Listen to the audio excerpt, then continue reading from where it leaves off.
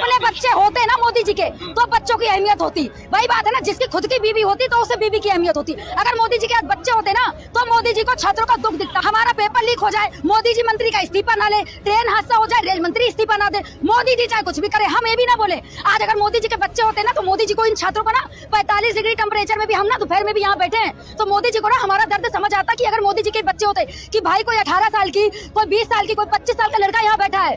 जब बच्चे होंगे तभी तो दर्द समझ आएगा ना। मोदी जी इन छात्रों के लिए नहीं बोलेंगे, क्या है? क्योंकि इन छात्रों के लिए बोलेंगे तो अपने मंत्री का इस्तीफा लेना पड़ेगा ना।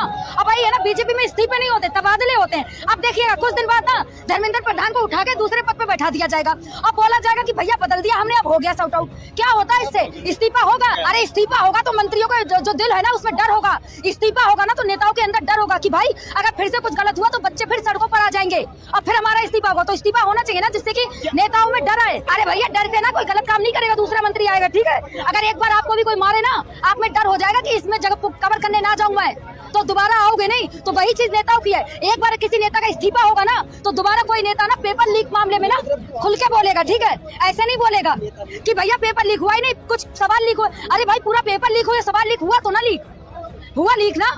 क्यों नहीं सरकार बोली? मोदी जी काहे नहीं बोले? परीक्षा पे चर्चा तो मोदी जी बड़ा करेंगे। क्या बोल? वही चीज है ना, जो पढ़ा लिखा होगा उसको पता होगा ना कि पहले सिंपल सवाल करते, कठिन सवाल बाद में करते हैं। मोदी जी का तो इतना भी नहीं पता। बच्चों का दर्द समझ रहे हैं शिक्षा मंत्री, इसलिए बच्चों से बात करी है। शिक्षा मंत्री का बेटा कहाँ पढ़ता है पता है? यूएसए में पढ़ता है।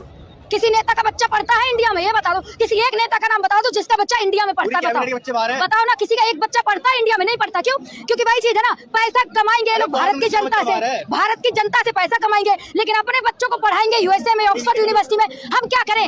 हम तो मतलब गरीबी में यहाँ पढ़ भी रहे इंडिया में, फिर पेपर लीक हो जाए कहाँ जाए हम?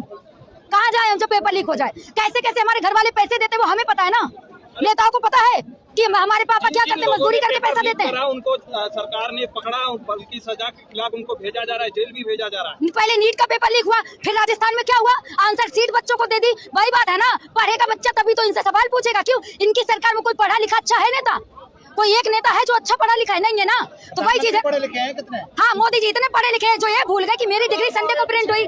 संडे को तो भाई कोई डिग्री प्रिंट होती है? मुझे बता दो, नहीं होती ना। तो मोदी जी तो इतना भी भूल गए कि संडे को कोई डिग्री प्रिंट होती है।